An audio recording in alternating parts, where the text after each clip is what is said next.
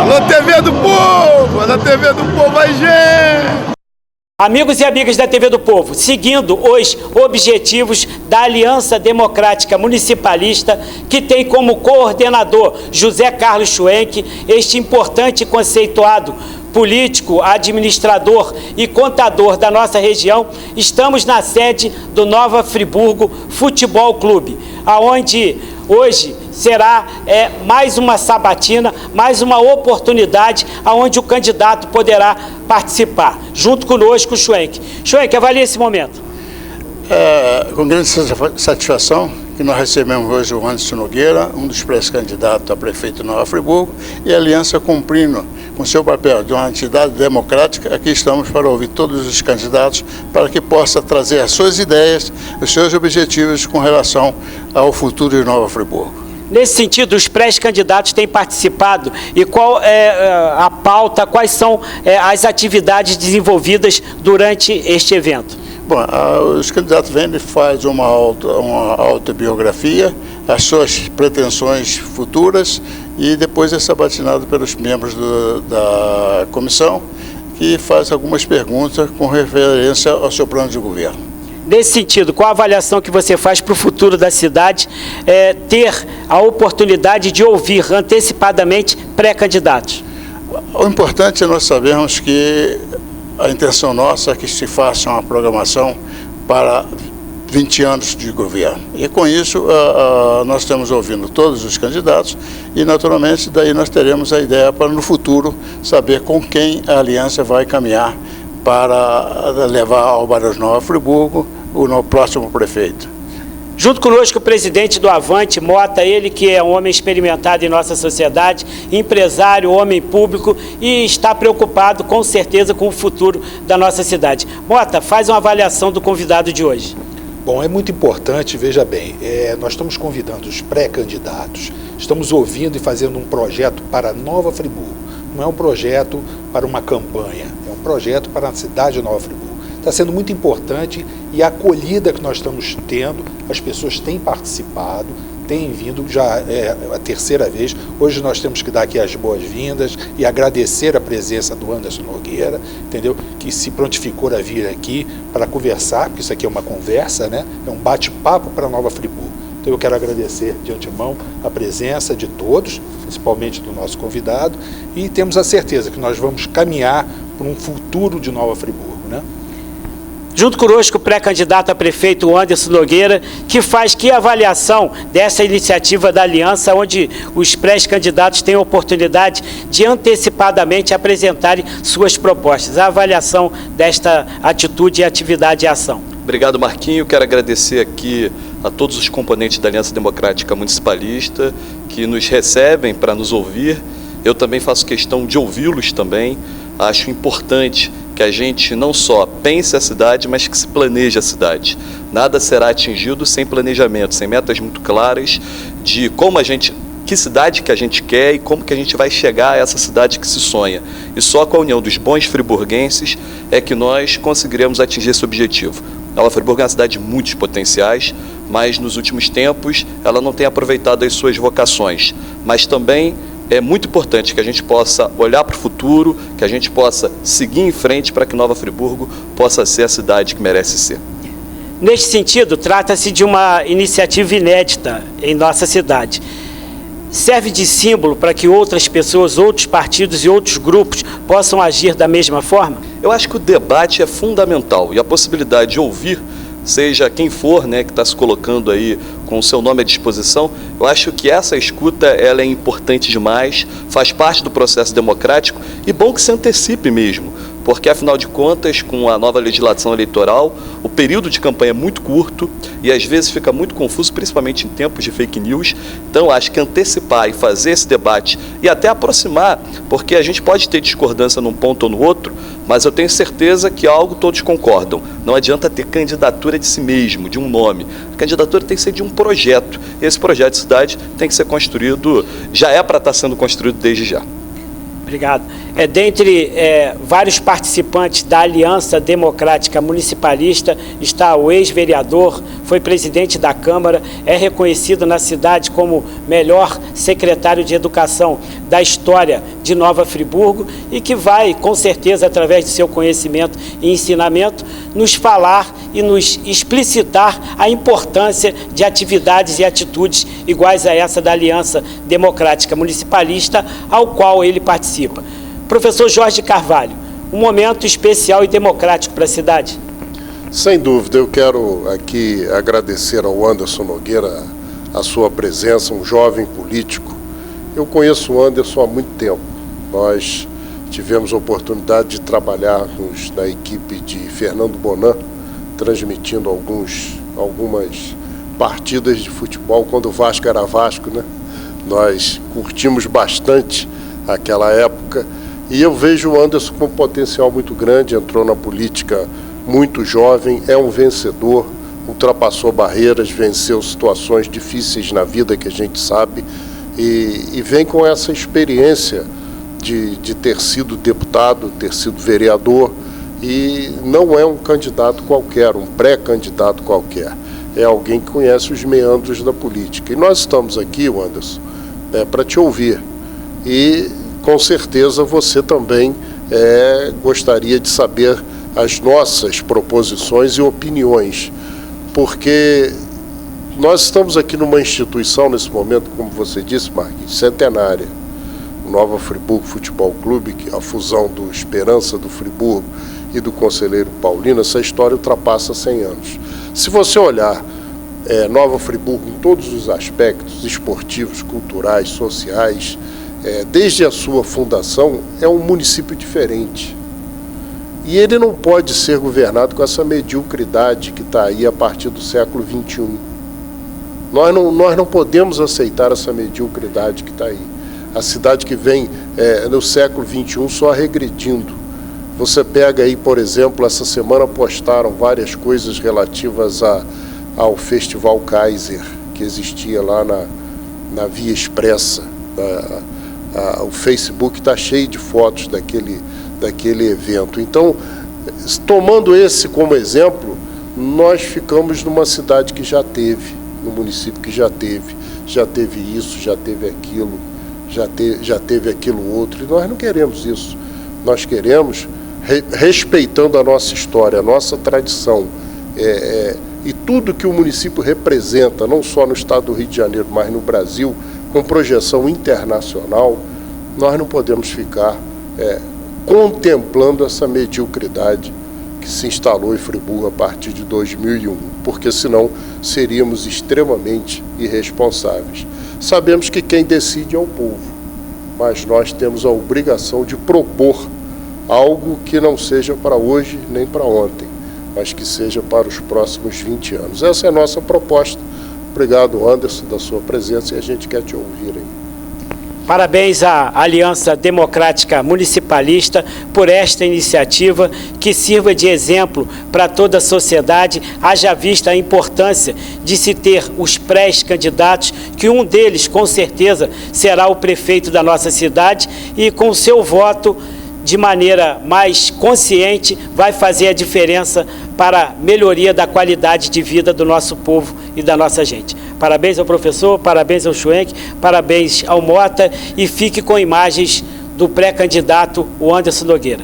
TV do Povo, a lente da verdade. Um projeto de cidade que deve ser construído por muitas mãos, que não pode ser apenas de uma cabeça iluminada, de que tudo pode resolver como se o salvador da pátria fosse. Então, o primeiro ponto, o grande desafio que tem pela frente qualquer um que quer ser pré-candidato, e eu me imponho esse desafio, é construir um projeto de cidade que vai ser debatido no processo eleitoral e que a população vai escolher. E eu espero que a população possa escolher realmente, de fato, um projeto de cidade e não um rosto ou uma pessoa.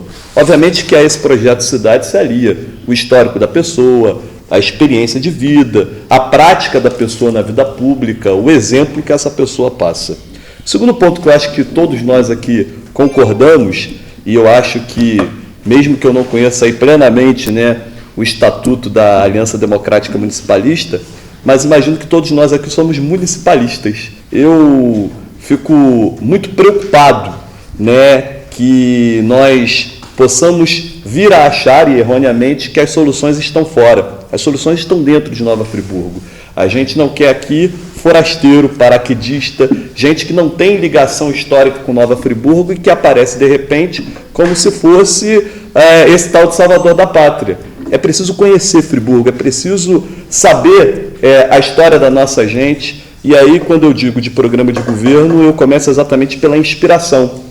E a inspiração é o papel, Jorge, que Friburgo perdeu, que é o papel de uma cidade de vanguarda, uma cidade de pioneirismo. Eu sempre gosto de citar a questão dos 220 volts. Por que Nova Friburgo é uma das poucas cidades do Brasil a ter o 220? Porque lá atrás, os alemães, que quando queriam implantar aqui as suas indústrias, queriam fazer o desenvolvimento econômico de Friburgo, estava na discussão do Brasil se seria o modelo americano 110 ou o modelo europeu 220. E aqueles sujeitos daquela época, muito visionários, não quiseram esperar essa discussão porque estavam perdendo tempo.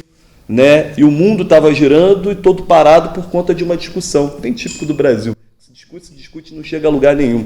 Então, naquele momento, eles decidiram fazer a sua própria hidrelétrica para poder fazer o desenvolvimento econômico de Nova Friburgo e dar a essa cidade o título de uma cidade industrial. Então, a inspiração é nesse papel de vanguarda, recuperar essa vocação de pioneirismo que Nova Friburgo tem. E aí sim a gente consegue ir para o futuro. Eu ouvi o professor Jorge Carvalho falar aqui na entrevista que realmente a gente tem tido aí anos medíocres no que tange à administração pública municipal. Cidade que não sabe para onde quer ir e quem não sabe para onde quer ir, qualquer lugar serve. E é isso que a gente tem experimentado nos últimos anos, como se qualquer lugar nos servisse. Então, acho que a gente precisa levar essa cidade para o futuro. E aí, de antemão, quero dizer que a experiência de vocês, para mim, é muito importante, é muito vital na construção desse projeto de governo.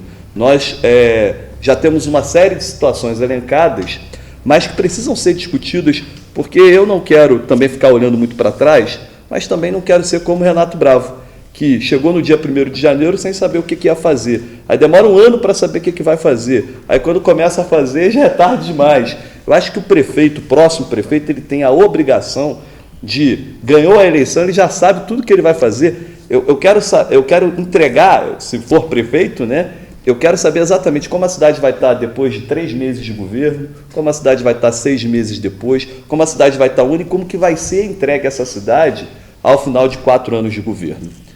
Deixa eu falar um pouco da minha autobiografia. Não sei, algumas pessoas podem até conhecer, mas eu vou tentar aqui ser bastante resumido.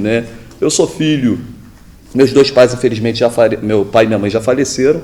A minha mãe era costureira, minha mãe é uma retirante de Trajano de Moraes, como muitos saíram daquela região, e aí a gente já experimenta o que a pobreza faz com as pessoas. A pobreza faz as pessoas mudarem de local. Eu fico olhando para minha mãe e vejo retirantes de Trajano de Moraes, mas eu vejo também que grande parte dos meus amigos saíram de Friburgo e não voltaram mais para Friburgo. E isso é muito ruim, e a gente precisa fazer uma análise muito crítica desse ponto. O meu pai consertava fogões e morreu trabalhando consertando fogões. Eu nunca passei fome na vida, graças a Deus, mas também não tive uma infância das mais fáceis. Aos 9 anos de idade eu comecei a trabalhar, fui garoto céu. Vocês devem se lembrar desse projeto que existia. Eu fui garoto céu e até os 11 anos de idade, quando um dono de uma loja de calçados me observava, ele disse: olha, eu fico te observando e vejo que todos os garotos não tiram o papelzinho do estacionamento e botam o dinheiro no bolso, e você é o único que vai lá, tira o papelzinho e coloca lá o papelzinho. E eu não quero você na rua não, vem trabalhar na loja de calçados aqui comigo. E aí, trabalhei nessa loja de calçados até os 18 anos de idade, e nesse período eu fiz formação de professores, comecei a trabalhar com 15 anos na Rádio Friburgo. Jorge Carvalho era comentarista lá da equipe do Bonan, e eu iniciei lá, levado por Landry Schettini, Landry que me levou para a rádio. Na verdade, Landry me levou para a rádio, não. Bonan, na época, lançou uma promoção que você que sempre sonhou em ser repórter de campo, liga para cá, venha fazer parte da minha equipe. E aí eu liguei, Liguei, falei, e aí quando o Bonan atendeu, eu até achei estranho. Caramba, estou falando com o Bonan, Sabe aquela coisa de garoto, E aí o Bonan, na verdade, ele só queria medir a audiência, Ele não queria contratar ninguém no final das contas. Ele só queria medir a audiência dele. Mas eu fui tão insistente, que ele falou assim: não, vem aqui, fica vendo o programa, mas você é menor de idade, não vai rolar você fazer parte da equipe, não posso e tal. E eu fui um dia, 2 dias, 3 dias, lá pelo 20º dia que eu fui, e exatamente no dia que eu ia desistir, eu falei assim, isso aqui já vi que não vai rolar nada. Aí o Bonan me chama no canto e fala, não, eu vi que você está muito interessado, e lê uma nota aí, lê 2 notas, e assim comecei, né? E uma nota, 2 notas, depois já estava apresentando o programa, fui virar repórter de campo, e aí começa a minha história na comunicação como jornalista. Passei a trabalhar também na Rádio Friburgo, diretamente no jornalismo, além da equipe de esporte do Bonan, TV Zoom, posteriormente no A Voz da Serra, com o saudoso Laércio Ventura, e aprendi muito. E aí, em 2011, vem a tragédia climática, e aquilo acho que indignou a todos nós, o que aconteceu na tragédia climática, e eu, naquele momento, decidi parar de ser só um observador e quis colocar a cara na reta, né? Dar a cara a tapa. Porque a verdade é que todo mundo que está na vida pública, concordemos ou não com as pessoas, elas dão a cara a tapa. Eu acho que só vai ter o prazer e o desprazer de perder um pênalti quem entra em campo para bater. Quem não entra em campo jamais vai perder um pênalti, né? Jamais vai ter a honra da glória ou também do fracasso que é estar ali dentro de campo. E aí eu decidi então entrar em campo, me candidatei à época a vereador, ganhamos aquela eleição por 5 votos só, né? Naquele período, a gente conseguiu se destacar na Câmara de Vereadores. Fui escolhido pelo PSB à época como candidato a deputado estadual. Óbvio que não me escolheram porque eu sou bonitinho, porque fizeram pesquisa e perceberam que era quem tinha mais potencial de ganhar uma eleição de deputado estadual, e a gente conseguiu aquela vitória de deputado estadual. Passaram-se 2 anos de mandato, foi um mandato muito difícil de deputado. Foi a maior crise da história do Rio de Janeiro, foi a pior legislatura, sem sombra de dúvidas, da história da Alerj, uma legislatura que terminou com 10% da casa preso, né, deputados presos, ainda estão presos, uma crise fiscal tremenda, um governador que cumpriu tabela o tempo todo, né, não teve um governo de Estado, e todas as dificuldades foram enfrentadas, e eu fiz do mandato uma defesa total e restrita de Nova Friburgo. Eu posso, olhando para os parlamentares que me antecederam, eu duvido que alguém tenha usado mais a tribuna do que eu usei. Eu usei a tribuna todas as sessões da Assembleia Legislativa, eu usava a tribuna. Em todas as sessões tinha o nome de Nova Friburgo, em todas, absolutamente todas. Foi um deputado estadual municipalista mesmo, porque assim escolhi fazer esse mandato de deputado estadual. Teve a troca de partido no meio do caminho, eu fui voto vencido nessa troca de partido, eu não concordava com a ida para o PSOL, mas no final eu decidi ser fiel, né, ser fiel ao deputado federal Glauber à época, fui fiel e fui ao PSOL por conta disso. E a primeira oportunidade que eu tive para sair do PSOL, eu saí e estou muito feliz no PDT, muito feliz mesmo. Eu acredito no projeto nacional do PDT, de um plano nacional de desenvolvimento, é a pauta que eu sempre defendi na Assembleia. Eu acredito demais na história que o PDT construiu ao longo do tempo, e a gente começou já a fazer essa construção do plano de governo ouvindo pessoas com mais vivência do que eu, ouvindo pessoas com menos vivência do que eu, pegando estudos de universidades para que a gente possa aplicar em Nova Friburgo, vendo boas experiências em outros municípios para que a gente possa estar trazendo para Nova Friburgo, e como vocês têm falado aqui na Aliança Municipalista, na Aliança Democrática Municipalista, que seja um projeto de cidade, não de curto prazo, não pode ser um projeto de poder, tem que ser um projeto de cidade. Quando eu digo projeto de cidade, é aquilo que não pode ficar na gaveta, é aquilo que tem que ser dado continuidade. Eu sei muito bem que se prefeito for, em 4 anos, a gente não vai conseguir resolver 100%, por exemplo, os problemas da saúde.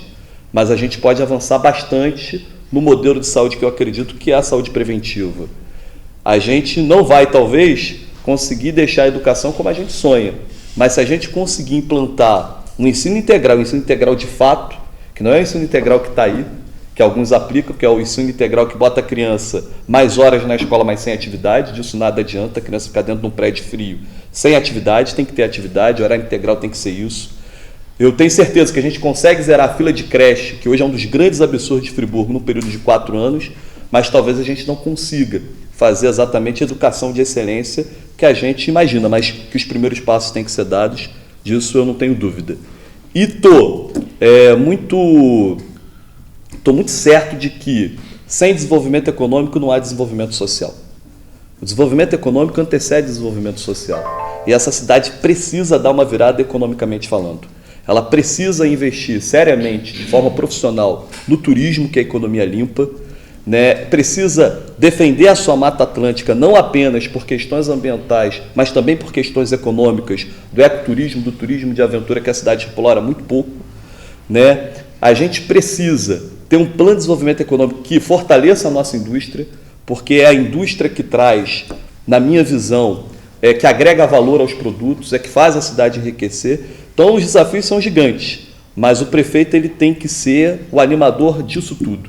O prefeito ele pode ter alguns poderes limitados, mas um poder ninguém pode tirar do prefeito, de ser quem anime a cidade a acreditar, a recuperar a sua autoestima e fazer as coisas acontecerem. Só assim a gente consegue para o futuro. Eu não utilizei talvez os 20 minutos, mas eu acho que é o suficiente, eu prefiro até trocar ideia. Eu queria deixar muito claro que não tem aqui nenhum tipo de pergunta proibida, não tem assunto nenhum aqui que me deixe constrangido. O que tiver para falar, fale.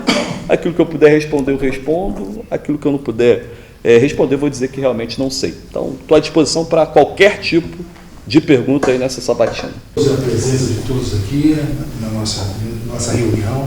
Agradecer mais uma vez, em especial, ao Anderson, que veio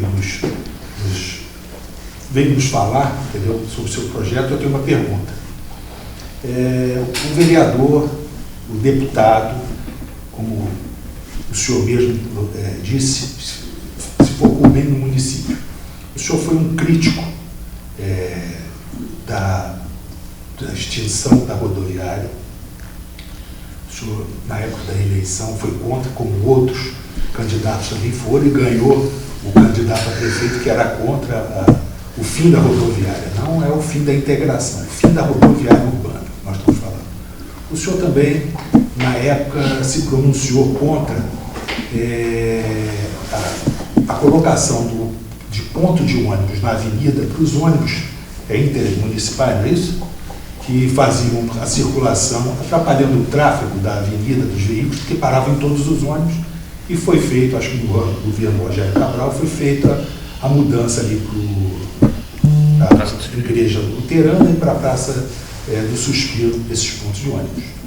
O senhor também esteve à frente da campanha Nossa Cidade Não Está à Venda, quando da iniciativa de privatizar ou não sei qual era a intenção na época, criar alguma forma para que o estacionamento dos veículos no centro da cidade, em outras ruas, não fosse cobrado.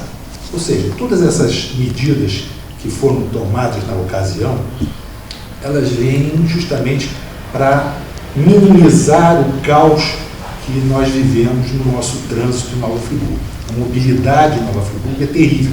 E essas medidas, com certeza, tinham como objetivo tirar a circulação de ônibus, pelo menos 50% dos ônibus não iriam estar circulando aqui pela Alberto Brown, se fosse a rodoviária tivesse sido extinta como rodoviária, e realmente as pessoas não viriam tanto de carro para a cidade se tivesse que pagar para parar o carro em qualquer lugar.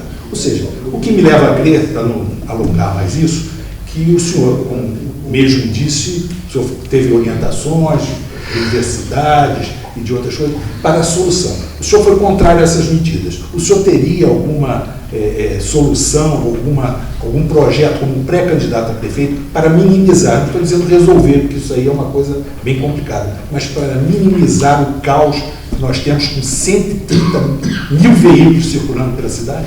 Obrigado por todas essas lembranças, Zé. E toda vez que eu fiz essas críticas lá atrás, eu sempre falei o que eu achava que devia ser feito.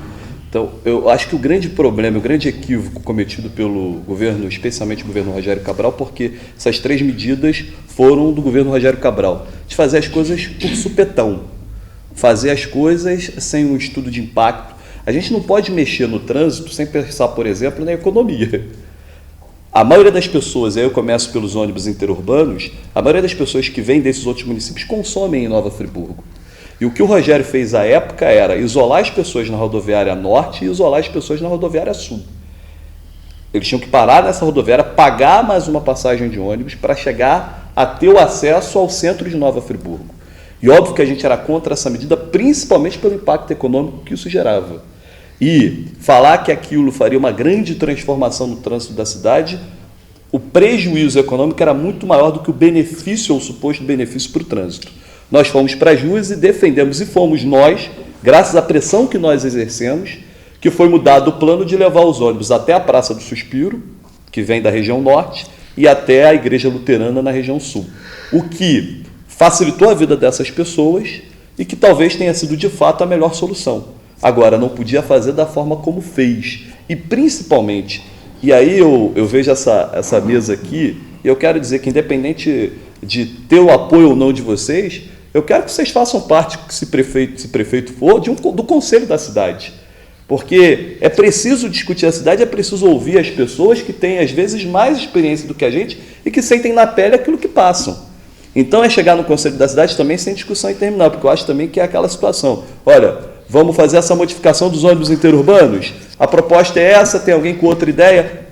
15 dias para a gente discutir isso, depois do 15º dia a decisão vai ser tomada. Também não pode ficar na discussão eterna, porque esse é um problema também que às vezes os conselhos passam. Discussões eternas que acabam não levando as soluções e adiando as soluções. Elas precisam ter prazo para acontecer. Eu gosto de trabalhar com prazo, sabe? Eu acho que estrategicamente é assim. Olha, a gente tem 15 dias para fazer isso, atingiu a meta. Arthur, por que a gente não atingiu a meta? Qual foi a questão que não fez atingir a meta? A responsabilidade é sua e assim por diante. Então essa é a questão dos ônibus interurbanos. Com relação ao estacionamento rotativo, eu fui garoto céu, pô. Eu sei o quanto isso foi importante para a minha vida e me ajudou, inclusive, nos meus estudos. Agora, eu não posso topar a forma como foi apresentada a tentativa de estacionamento rotativo, que me soou muito mais como um interesse do próprio umbigo para atender amigo empresário do que propriamente para resolver o problema da falta de vaga no centro da cidade, ou da grande quantidade de carros que aqui circula.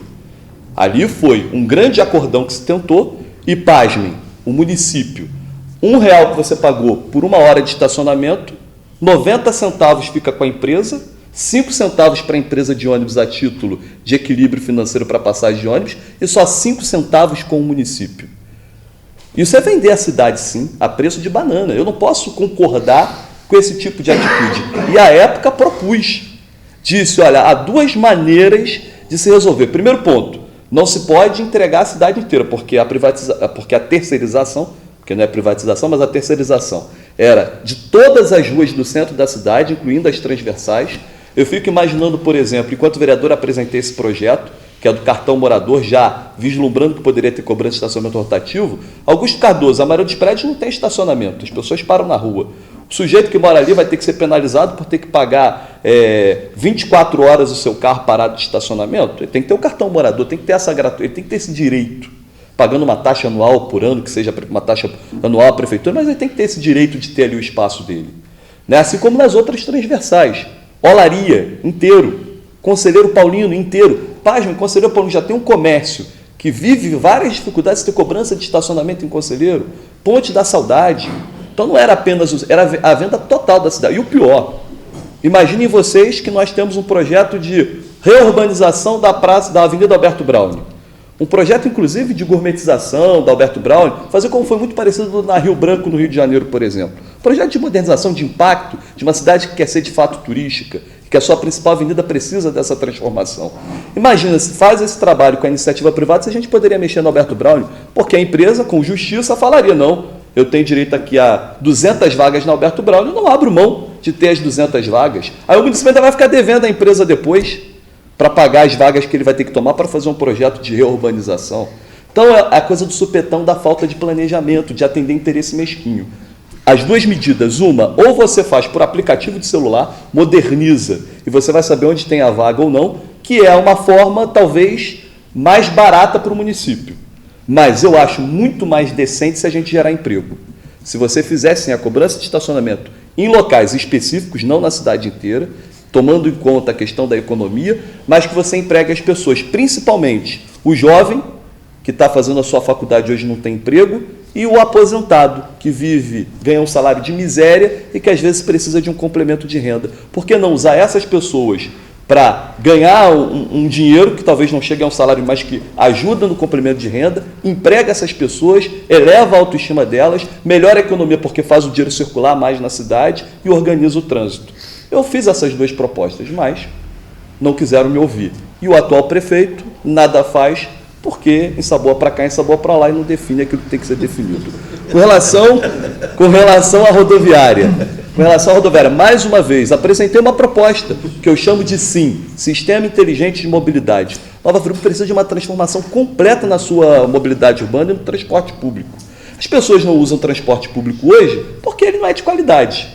A passagem é cara por uma série de fatores, inclusive a baixa circulação de passageiros nos ônibus.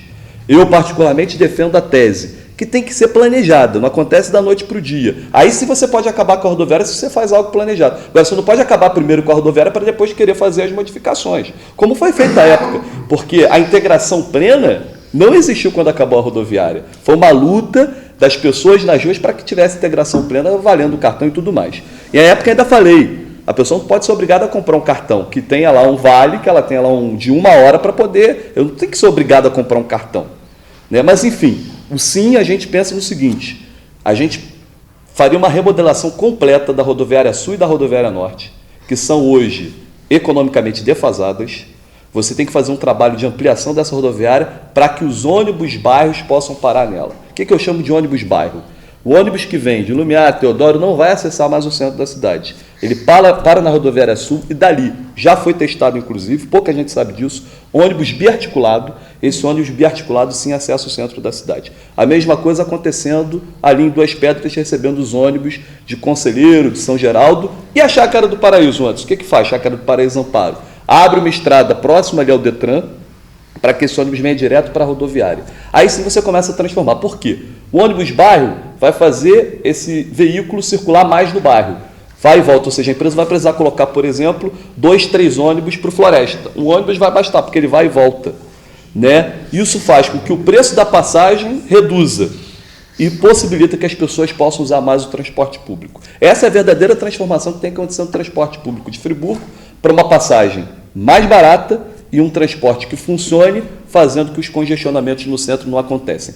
Zé, eu particularmente defendo outra tese também com relação à questão da tecnologia que tem que ser usada no trânsito de Friburgo e não é. Agora fizeram troca de sinal de trânsito, já tinham feito uma anterior. E que eu fui crítico da troca porque eu falei, vocês estão gastando uma grana, receberam uma doação. Primeiro eu quero saber quem foi o benfeitor que doou, quero saber quem foi o benfeitor que doou assim tão belamente os semáforos para a cidade. E aí depois agora já está trocando de novo. É a segunda troca nesse governo. Me cheira muito estranho essa troca de semáforos. Mas por que não usar tecnologia? Já existe tecnologia hoje que não é cara, onde o próprio sinal, você não precisa nem ter guarda de trânsito, o próprio sinal, ele vai contando a quantidade de carros. Por exemplo, no Paissandu, se está passando 5 carros, estou aqui hipoteticamente falando, 5 carros por minuto, a partir do momento que passa 10 carros por minuto, o sinal ele muda o cronômetro dele, junto com o sinal do outro lado, e faz ter mais circulação onde está vindo mais veículo. O que adianta você botar um sinal com câmera, mas você já não aproveita essa modernidade que hoje já é oferecida? Então você tem que aproveitar, inclusive, o conhecimento científico, que é barato, que não é caro, para fazer essas implantações e fazer com que a inteligência funcione. Nova Friburgo pode ter, sim, a necessidade de uma ou outra obra, mas não precisa de grandes viadutos, de grandes transformações, que até enfeiam a cidade para fazer as mudanças que o trânsito precisa. O candidato tem uma facilidade, né, de expor as ideias, isso é muito bom, isso anima a reunião. Aprendi com você, professor. O homem da palavra fácil. Jorge é o homem da palavra fácil. Eu estou aprendendo com você. Jorge, tudo isso. Eu esqueci de fazer um agradecimento ao Marquinhos ali, quando ele cita a minha passagem pela Secretaria de Educação e Cultura, à época aqui em Nova Friburgo. Quem aqui é Merilante, professor, colega, que acompanhou todo esse trabalho nosso. E nós, quando assumimos a Secretaria de Educação, o governo estava Milton, estava o César, né? O Léo, Schwenk, e mais quem nos acompanhou naquela época.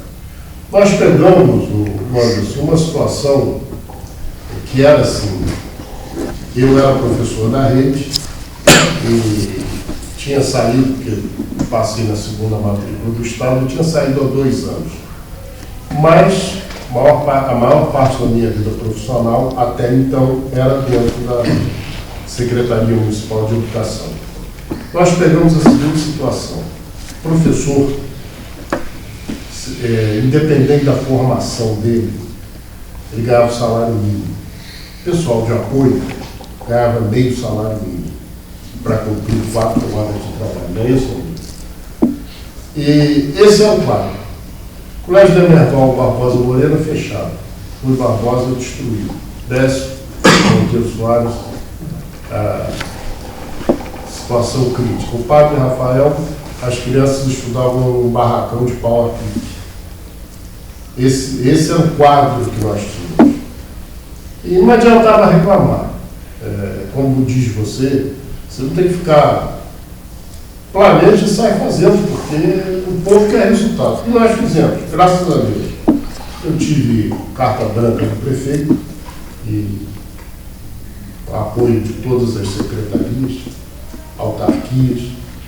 E quando nós deixamos o governo, o professor tinha um piso salarial de 3 salários mínimos e meio, tudo dentro do plano de cargos e salários. Para você ter ideia, a gratificação do diretor era de 10 salários mínimos, do dirigente 5 salários mínimos, do secretário de escola 3 salários mínimos. Deixamos isso com uma lei, né? Uma lei aprovada pela Câmara, um plano de cargos e salários. Aí nós estamos chegando agora, aqui, nesse momento, o magistério está em greve. Está em greve por quê? As pessoas estão ganhando menos que o salário mínimo. Ao longo desses anos, perderam tudo. Todas as conquistas foram sendo derrubadas, até chegar a esse ponto. Quer dizer, você, prefeito de Friburgo, você vai pegar o mesmo quadro que nós pegamos.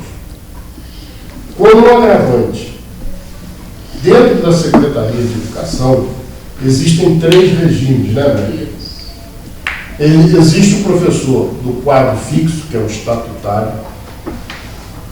Nesse quadro fixo estão os concursados de 82 para trás, depois os de 96 e agora os de 2015, que foi uma aberração porque votaram para ser estatutário sem estatuto.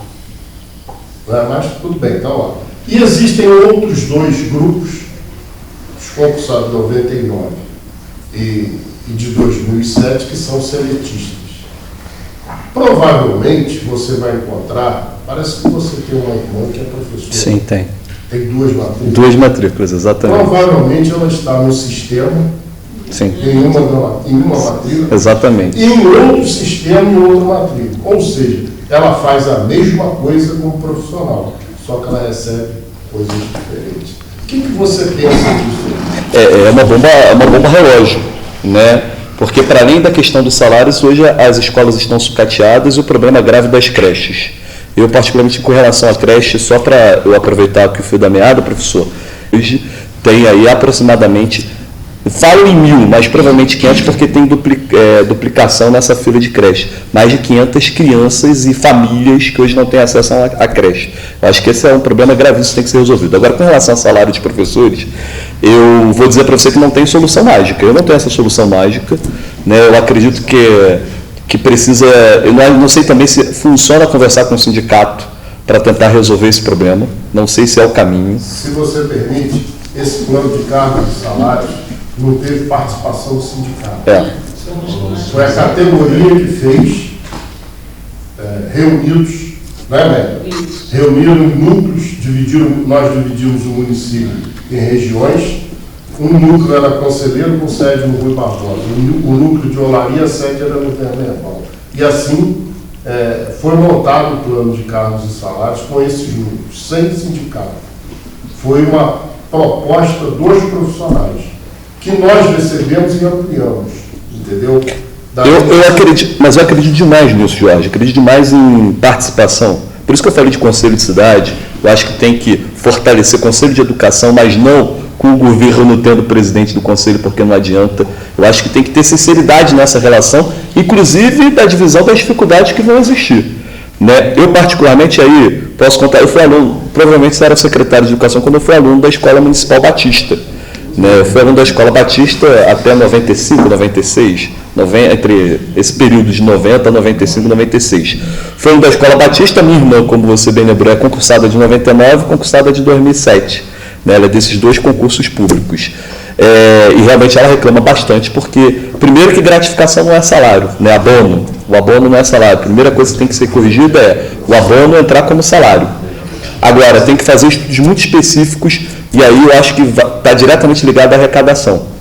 Né? Como ampliar a arrecadação do município. Eu acredito que na sua época, Jorge, sem aqui ter conhecimento profundo disso, a arrecadação devia ser menor do que é hoje. E dava para pagar um salário desse ao professor. Hoje a gente... menor, e nós não tínhamos essas verbas todas. Do Fundeb, por exemplo. O governo federal manda. A única coisa que nós recebíamos era a merenda escolar e o livro didático. Mais nada. E uma coisa que a crise do Estado abriu de possibilidade real para o município é usar recursos do fundo para pagamento de salário. Porque se falava que não podia usar recursos do fundo para pagar salário.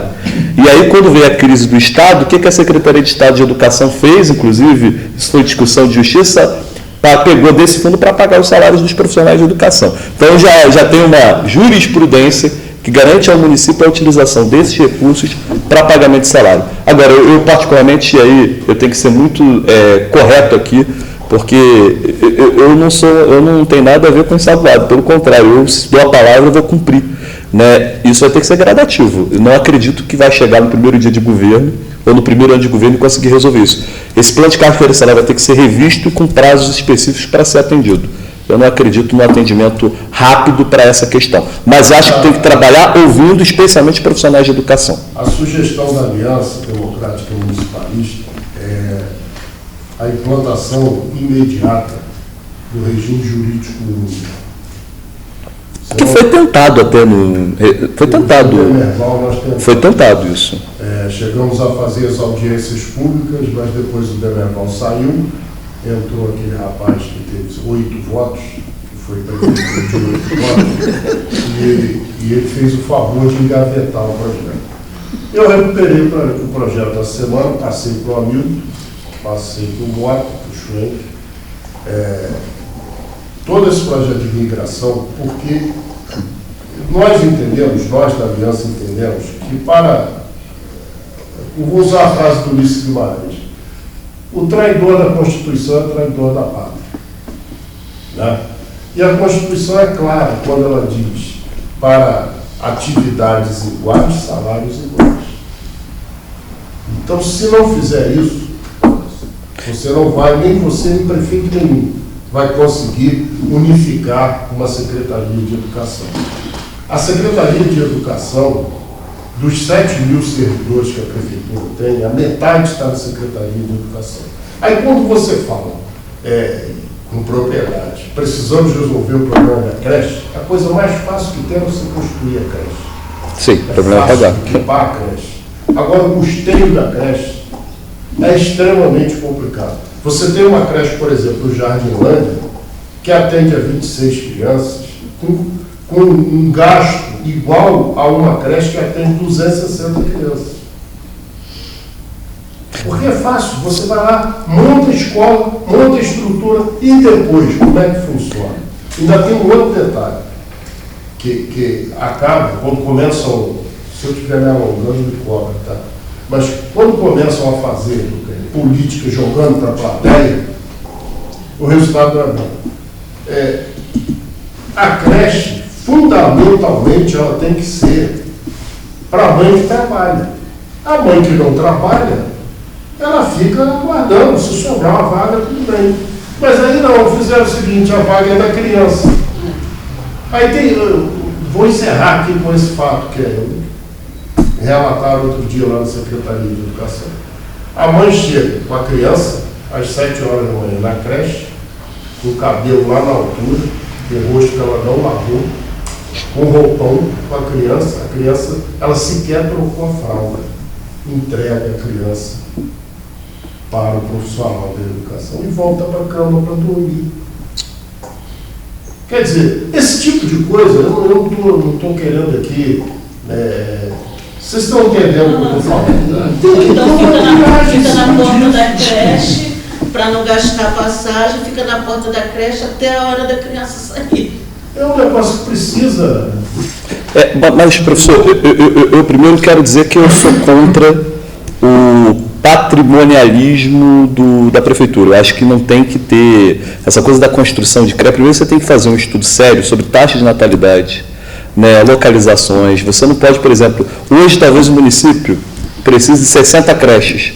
Daqui a 10 anos não vai precisar de 60, provavelmente vai precisar de menos creches. Então você não pode ficar criando patrimônio para o município ficar arcando com esse recurso.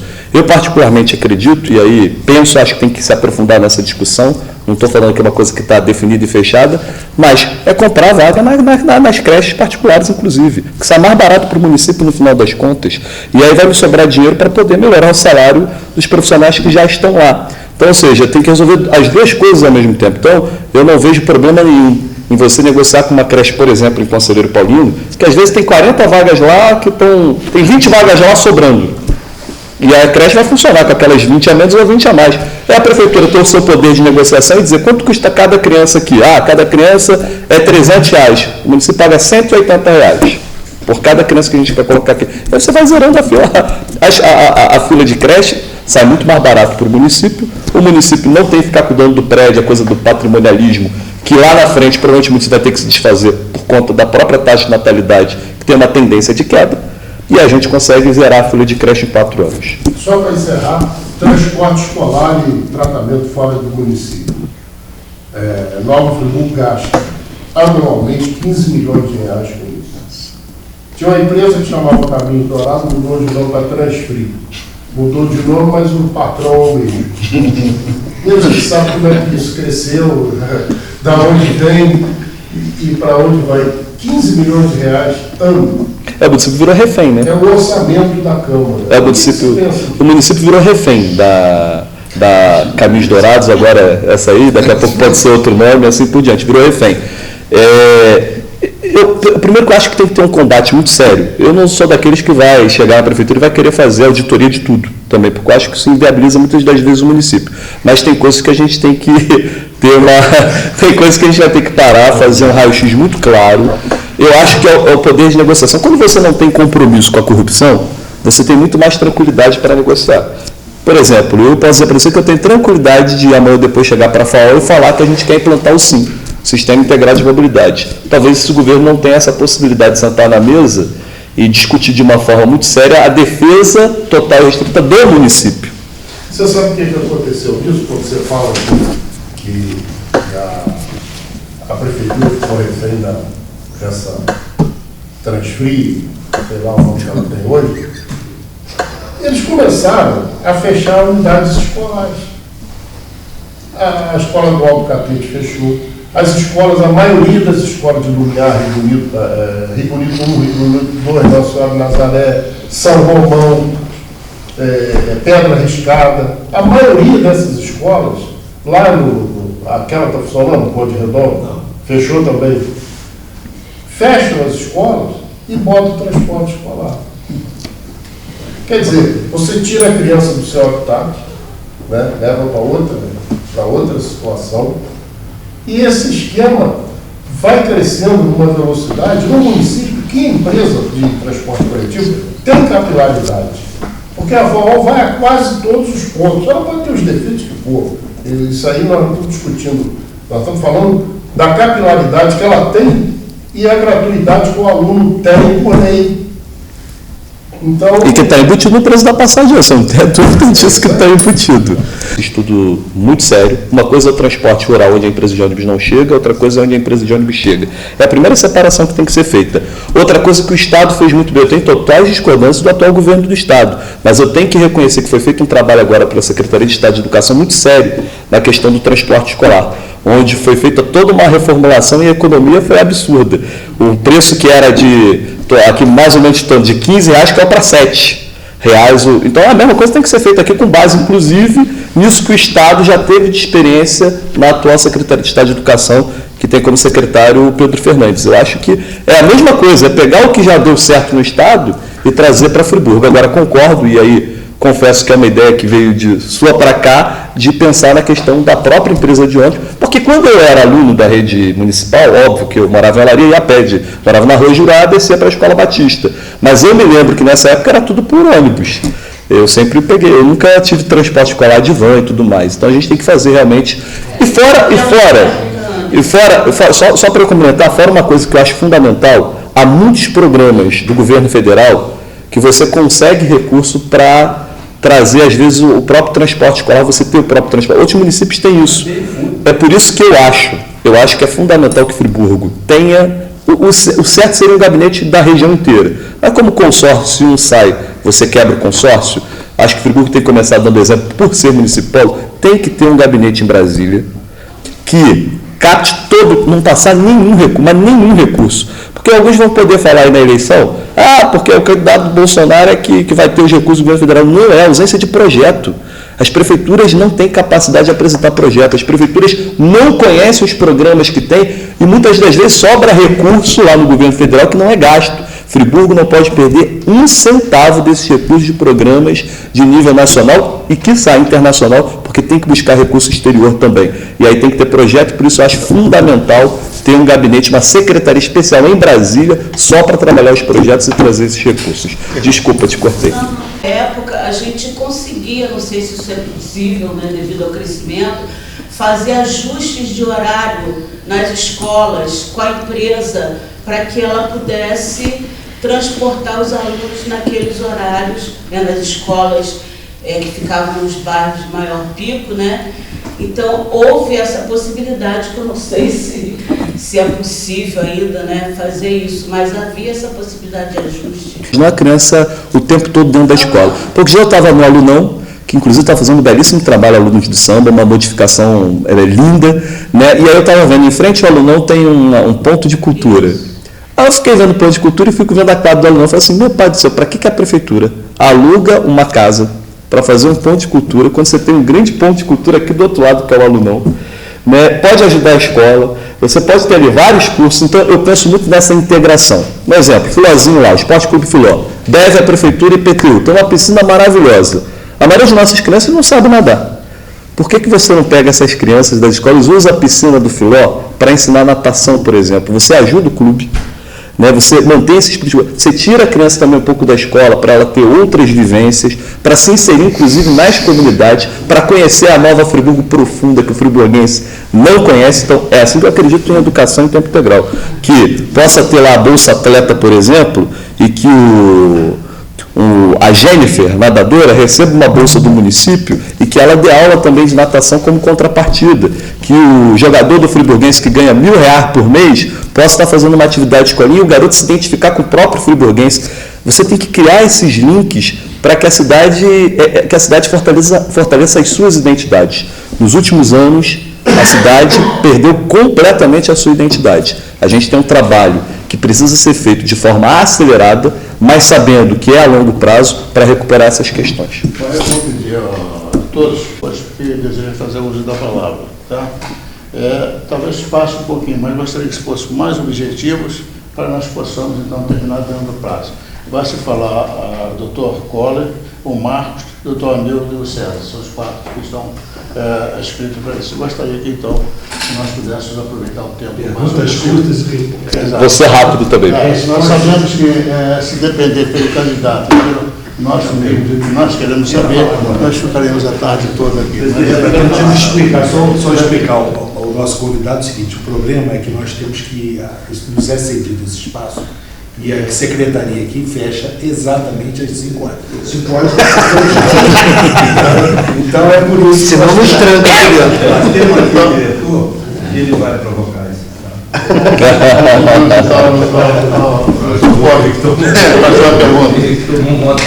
Pré-candidato. Antes de mais nada, gostaria de parabenizar pela sua história de vida, pela sua história política. Todos nós sabemos aqui que o senhor ou você, apesar de muito jovem, conhece muito da nossa cidade e dos bastidores da política, né?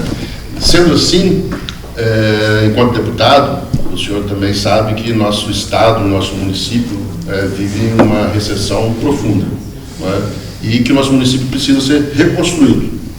E reconstruir é mais caro do que construir. Então nós vamos precisar de muita receita para isso. Mas para que nós não continuemos com mandatos, como o professor Jorge falou, medíocres, o senhor precisará de muita energia e capacidade política para fazer isso. De que forma o senhor pretende? O senhor falou de desenvolvimento econômico, não é? Para ter desenvolvimento humano. Desenvolvimento econômico requer incentivos, talvez, não é?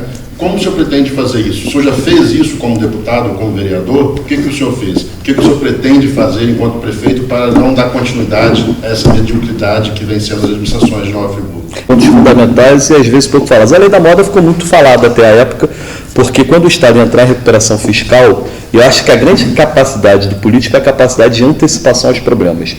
A lei da moda ia vencer agora no final de 2018, eu me antecipei porque com o regime de recuperação fiscal ia ser proibido ter uma nova lei da moda. Então, pouco antes de acontecer o regime de recuperação fiscal, a gente conseguiu convencer, articular junto com o empresariado local a importância da lei da moda. Pasmem, um imposto que é de 20 cai para 2 é uma diferença gigantesca que quebraria as nossas empresas. As grandes vão para outro estado, São Paulo é 0, e as pequenas simplesmente morrem. Então você está falando aí de mais de 25 mil pessoas que dependem diretamente do setor têxtil.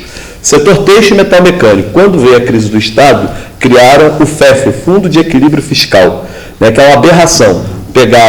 Cobrava-se 10% em cima da diferença do imposto pago para quem tinha incentivo, cobrando um imposto extra a título de crédito que nunca virá. No final das contas, uma empresa, por exemplo, como a Stan, que pagava 12,5%, passaria a pagar mais coisa de 1,25% de imposto. Parece pouco, mas esse 1,25% na operação da Stan é um negócio gigantesco, é muito dinheiro, não é pouco dinheiro. E aí eu consegui fazer, à época, a exclusão dos setores que interessavam a Nova Friburgo. Fizemos a exclusão de todos os setores do FEF. Isso foi em 2016. O que gera de economia para essas empresas e uma possibilidade de sobrevida é fundamental. Agora, a gente tem que ter muita clareza que o município acaba oferecendo poucos incentivos, porque o ICMS é estadual, os outros impostos são federais, então o município fica muito restrito para fazer esse tipo de incentivo. Eu acho que o município ele deve conseguir fazer uma noção de projeto de cidade, onde ele possa, inclusive, oferecer estruturas e terrenos, onde ele possa fazer incentivos de outras maneiras, principalmente para atrair empresas. E aí precisa realmente de um link muito forte, e por isso eu falo tanto em projeto. Por isso eu falo que a gente tem que buscar principalmente algo que o Friburgo talvez buscou em alguma época, talvez no governo Paulo, no governo Europa, mas que não conseguiu manter isso, que é a busca de recursos internacionais. Se você querer depender só do Brasil, a gente está ferrado. A gente precisa buscar incentivos, inclusive buscar operações financeiras fora do país. Turismo, acho fundamental, economia limpa, né? Desenvolvimento sustentável é uma ferramenta também fundamental para se conseguir. Desenvolvimento econômico é uma pauta extensa que acaba tendo dificuldade aqui, mas dei 2 exemplos como deputado estadual, que posso falar de outros também, estou à disposição para depois aqui conversar mais um pouco sobre isso, e situações que a gente pensa para o futuro da cidade. Eu vejo como alguns que nós já ouvimos, e eu também gosto muito dessa pauta, não porque eu sou amigo do Rômulo, mas eu gosto dessa pauta de desenvolvimento econômico, sempre bato na tecla com as nossas conversas com o João, eu bato nessa tecla do turismo, mas há uma diferença entre entretenimento e cultura, e faço críticas contundentes a deixar de ser o Ministério da Cultura, ser uma secretaria especial, mas eu vejo Nova Friburgo com o céu parado, né, lá na Via Expressa. Às vezes as pessoas confundem entretenimento com cultura. A gente tem o anfiteatro parado, a biblioteca sucateada, o porão parado desde a época do governo Serginho. Como que o senhor vê a cultura em Nova Friburgo? Não a cultura entretenimento, né, mas a cultura de modo geral, que eu identifico como a identidade do friburguense que foi deixada para trás e talvez seja um dos reflexos dessa situação atual de Nova Friburgo? Como que o senhor veria a Secretaria de Cultura, como que o senhor veria esses espaços, o uso desses espaços e a atração de desenvolvimento econômico em cima da Secretaria? Eu quero te dar o maior exemplo de absurdo desenvolvimento econômico no setor cultural, que é a Praça das Colônias. A Praça das Colônias me envergonha. Você passar na Praça do Suspiro, aquele espaço que foi aberto, ninguém passa lá porque simplesmente não tem nenhuma atividade dentro da Praça das Colônias, é o espelho claro da mediocridade. Uma Praça das Colônias que foi gasto recurso agora, e pasme, os caras não fizeram saída de incêndio. Acabaram a obra, não tem saída de incêndio, por isso não pode ter grandes eventos lá. É mais um ponto, não é só incompetência, tem uma série de fatores. O que eu acho, por exemplo, da praça? Eu acho que a gente tem que pensar primeiro em grandes complexos turísticos, e o Suspiro é um deles. E a Praça das Colônias tem que ter a cidade da cerveja artesanal. Cada colônia tem que chamar as colônias e conversar com elas, inclusive aqui, vai ter atividade, não vai ter, eu vou passar para outro. A gente tem que passar para outra iniciativa, porque não tem cabimento. Hoje só a Alemanha lá faz alguma atividade e as demais não fazem atividade.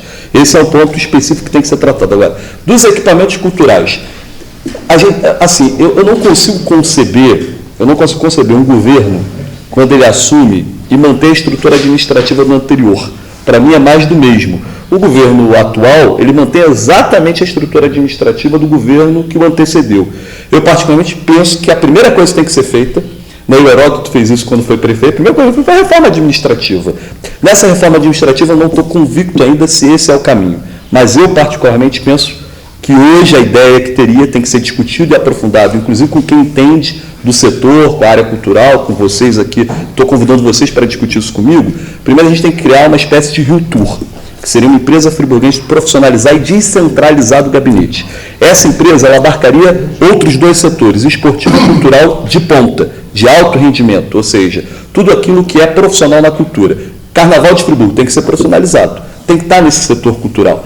Mas, ao mesmo tempo, o Carnaval vai estar em outra pasta, que é na Secretaria de Educação, onde vai fazer a inclusão do esporte e da cultura. O que eu chamo de inclusão pela cultura? É ter lá as oficinas dentro da escola de samba para os alunos da rede de educação. Então, acho que a gente vai precisar fazer uma separação daquilo que é inclusão, daquilo que é alto rendimento. Aquilo que, não que um não seja profissional, os dois são profissionais, mas são dois focos diferentes. Um, eu quero formar atletas, artistas da cidadania, pela cultura e pelo esporte. No outro lado, eu quero pegar o alto rendimento, onde muitos são simplesmente sorte. O Edson Barbosa é sorte, porque se ele dependesse do poder público, ele é um cara fantástico, porque ele sempre defende Friburgo.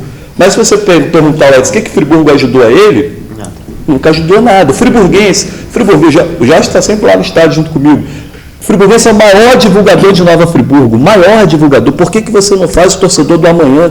Por que você não cria identidade de criar o torcedor do futuro, com a própria rede de educação, dando ingresso para essa rapaziada, e a prefeitura dando a sua colaboração, já que não pode hoje mais, poder até pode, tem uma briga judicial para isso, mas você tem dificuldade de estampar o nome da cidade na camisa do clube, você não pode assim, não fazer por outro formato, mas tem que ajudar o friburguense, porque ajudar o friburguense não é ajudar o Siqueiro, ajudar o clube, é ajudar a cidade. Na sua divulgação, qualquer lugar que você vá, porque o nome do clube já é Friburguense. Qualquer lugar que você vá no Brasil, não conheço Friburgo, aquela cidade do friburguense, é um negócio incrível. Agora, Porão das Artes paralisado. Como que você vai pegar uma companhia de teatro em Friburgo para lotar o teatro municipal? Não tem como, você precisa ter aquele espaço justamente para incentivar, que se for um sucesso, vai para o teatro municipal. Então, você precisa aproveitar melhor os equipamentos. Friburgo tem um grande problema, que é ter a ausência de um parque de eventos, um parque de exposições. Eu acho que isso tem que ser pensado para a cidade. Então, eu diria para você, complexos turísticos, recuperação daquilo que é inclusão, daquilo que é alto rendimento, valorização total do Carnaval de Friburgo, com um trabalho que tem que ser feito a longo prazo, inclusive para voltar a formar um Jorge Freitas, para voltar a formar carnavalesco que hoje Friburgo não está formando, mas Friburgo hoje forma, por exemplo, grandes intérpretes. Os intérpretes de Friburgo, todos eles têm ido para o Carnaval do Rio de Janeiro no Sambódromo. Um trabalho que foi feito, que foi passando de um para o outro. Hoje a gente não consegue fazer isso com o carnavalesco. Por quê? Compra as alegorias fora. Não estou dizendo que não tem que comprar, mas tem que começar a capacitar a mão de obra para fazer aqui em Friburgo. O prazo que nós estamos estabelecendo. Candidato, o nosso compromisso é um programa de governo da cidade, de Nova Friburgo para todos. Nosso projeto é um projeto municipalista para 2021 a 2040. não é usar o chavão da cidade que queremos, sim a cidade que vamos ter. Queremos honrar os sonhos dos nossos antepassados com o compromisso do bem comum para as futuras gerações. Uma cidade de pessoas, para as pessoas, com as pessoas. Muito obrigado a todos e tenham um bom final de semana. Alô, TV do Povo! Na TV do Povo, vai, gente!